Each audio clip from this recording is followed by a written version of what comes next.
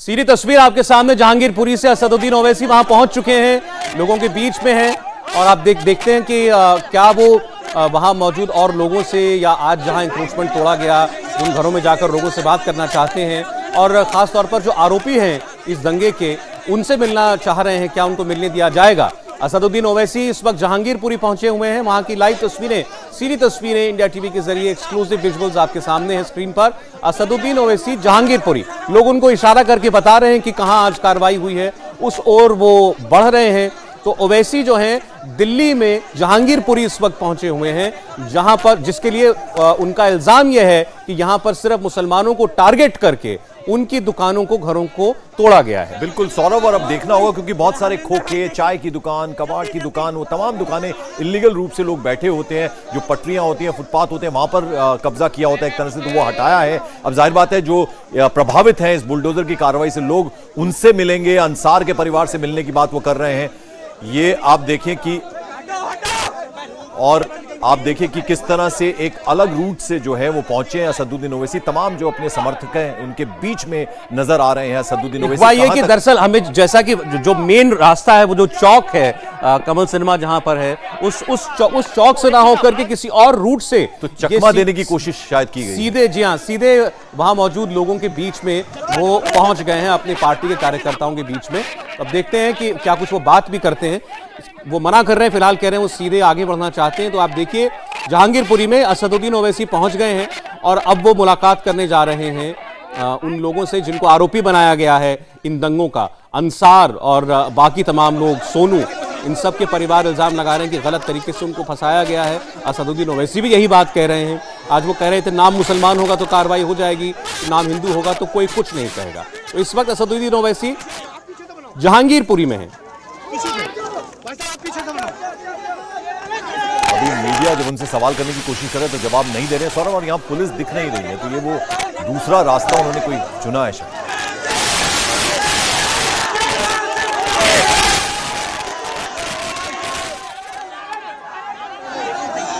ओवैसी अब जहांगीरपुरी जाकर क्या करते हैं, किनसे मुलाकात करते हैं, तस्वीरें हम आपको लगातार दिखाएंगे, लेकिन उनकी लाइन बिल्कुल क्लियर है। वो लगातार अब गाड़ी में बैठ रहे हैं। अब देखना होगा कि या तो वो नहीं जा पा रहे हैं आगे या गाड़ी से आगे का रास्ता तय करेंगे। तो फिलहाल असदुद्दीन ओवैसी जहांगीरपुरी में हैं। बीपी है ये।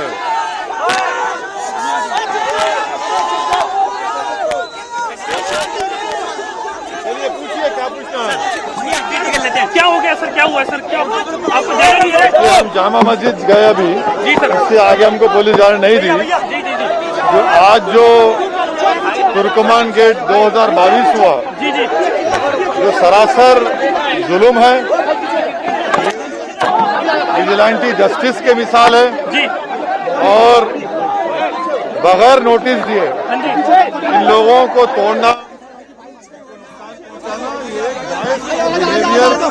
बीजेपी का आप सरकार का है, मैं कंडेम करता हूँ और सुप्रीम कोर्ट का टाइमली स्टेटस को है, वरना तो बर्बाद हो गया। अभी तो कितने दुकानों को तोड़ दिया आपने।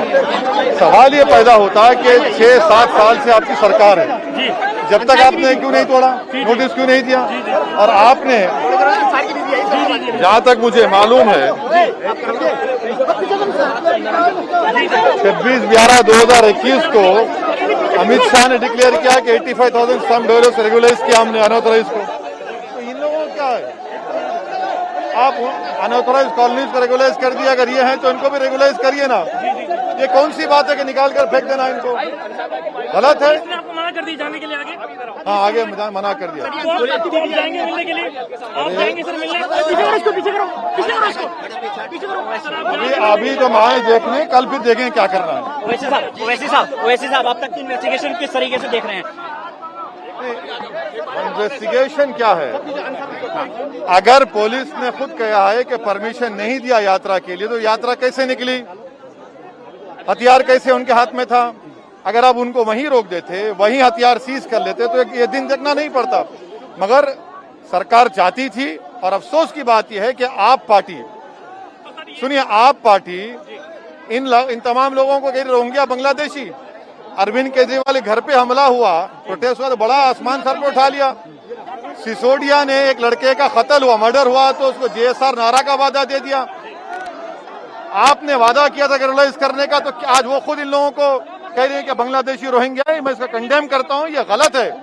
ये भारत की लोकतंत्र के लिए रूल ऑफ लॉ को कमजोर करता है। ये विजिलेंटी जस्टिस कर रही है बीजेपी सरकार। का कहना है कि उन्होंने पूरे कानून के तहत कार्रवाई की। कोई कार्रवाई नहीं की।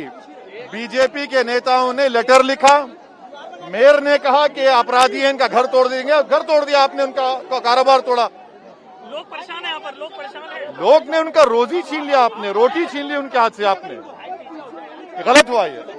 अब कल बताएंगे, कल बताएंगे, कल बताएंगे, कल बताएंगे। दोनों ही पक्षों की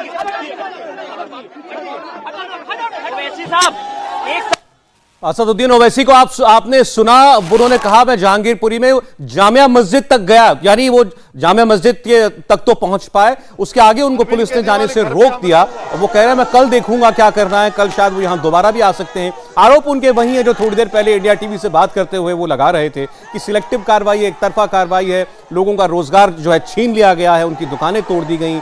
और 7 साल से क्या कर रही थी दिल्ली पुलिस और बीजेपी एमसीडी में, ये कार्रवाई पहले क्यों नहीं की गई। और उनका कहना ये एक किस्म से सजा देने वाली कार्रवाई है और टारगेट करके केवल मुसलमानों की दुकानों को गिराया गया है। जब वो बार बार कहते हैं कि घर गिरा दिया गया, घर तोड़ दिया गया, तो ये फैक्चुअली गलत है, क्योंकि आज वहां किसी का कोई घर नहीं तोड़ा गया, कोई मकान नहीं तोड़ा गया है। सौरभ, इससे पहले उन्होंने ये भी कहा कि मस्जिद तोड़ी गई है। मस्जिद भी बिल्कुल सरासर गलत ये आरोप लगा रहे हैं असदुद्दीन ओवैसी। और उन्होंने लेकिन ये कम से कम साफ कर दिया कि आज मैं वापस लौट रहा हूं, कल देखूंगा, यानी कल वो फिर से आने की कोशिश यहां पर करेंगे। आज वो मस्जिद तक जरूर गए और वहां उन्होंने देखा जो भी देखने के लिए वहां आए थे, लेकिन अंसार के परिवार से मिलने की बात थी, वो पॉसिबल नहीं हो पाएगा क्योंकि उन्हें इससे आगे नहीं जाने दिया जा रहा। तो लिहाजा वो गाड़ी में वापस बैठे और अब शायद वापस लौटेंगे। आज मैं अब वापस लौट रहा हूं, कल फिर देखूंगा, ये बात उन्होंने। और जितना हमलावर वो बीजेपी के ऊपर है, उतना ही ज्यादा उनका गुस्सा आम आदमी पार्टी को लेकर के भी है, क्योंकि आम आदमी पार्टी भी लगातार यही कह रही है कि यहां पर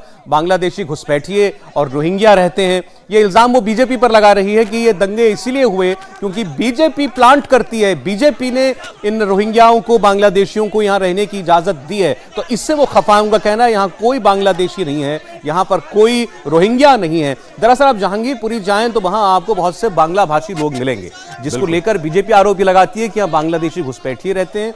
और ओवैसी ये कह रहे हैं कि ये वहां के लोग ये कहते हैं कि ये बंगाल से आए हुए मुसलमान। बिल्कुल, और साफ साफ सौरभ उन्होंने ये भी कहा, उन्होंने कहा कि अगर ये इलीगली वहां रह रहे हैं, और कुछ उन्होंने ये बात की कि उनको रेगुलराइज किया जाए इन कॉलोनीज को, जैसा पहले हुआ। वो ये कह रहे थे कि अगर आप इंक्रोचमेंट के नाम पर, अवैध कब्जे के नाम पर हटा रहे हैं, तो दिल्ली में बहुत सारी सैकड़ों ऐसी कॉलोनियां हैं जो अनऑथराइज्ड है, उनको सरकार ऑथराइज करती है, ये पार्लियामेंट में किया जाता है, तो फिर इनको क्यों नहीं कर देते। लेकिन वो फर्क समझे, एक पूरी आबादी बस्ती वाली कॉलोनी जहां पर हजारों लाखों लोग रहते हो, उसकी तुलना सड़क पर चंद फीट के एंक्रोचमेंट के साथ नहीं की जा सकती। आज जो भी कार्रवाई की गई है, जिसको बार बार बुलडोजर से जोड़ा जा रहा है, तो बुलडोजर से लोगों की कोई दुकानें तहस नहस नहीं कर दी गई, घर नहीं तोड़ दिए गए, उनकी दुकानों के और घरों के आगे जो कुछ सड़क पर एक्सटेंशन उन्होंने किया हुआ था उसको हटाया गया है। ये एंक्रोचमेंट है, और इलीगल कॉलोनी का मतलब होता है लोगों के घर, मकान, दुकानें, सब कुछ, एक पूरा क्लस्टर,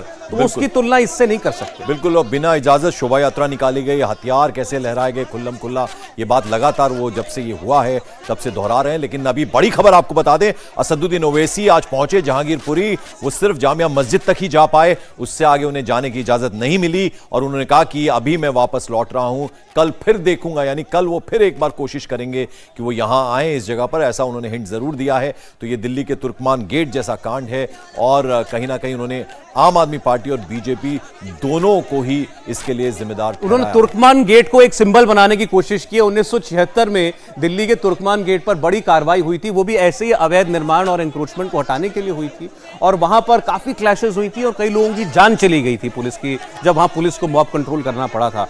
और उसके बाद उनका कहना यह है कि इमरजेंसी के दौरान इंदिरा गांधी की सरकार ने वो कार्रवाई की और इमरजेंसी के बाद उनकी सरकार चली गई। तो आज वो ये कह रहे हैं कि जो आज काम बीजेपी कर रही है, इसका मतलब इनकी सरकार भी जाएगी, ऐसा वो आभास देना चाहते हैं, इसलिए बार बार वो तुर्कमान गेट की याद जो है दिला रहे हैं। लेकिन इसको आप दिल्ली में ओवैसी के पैर जमाने की कोशिश के तौर पर भी देखिए। अब तक वो यूपी में चुनाव लड़ चुके हैं, बिहार में चुनाव लड़ चुके हैं, महाराष्ट्र में चुनाव लड़ते हैं, तेलंगाना में चुनाव लड़ते हैं, बंगाल पहुंच गए थे, और अब दिल्ली।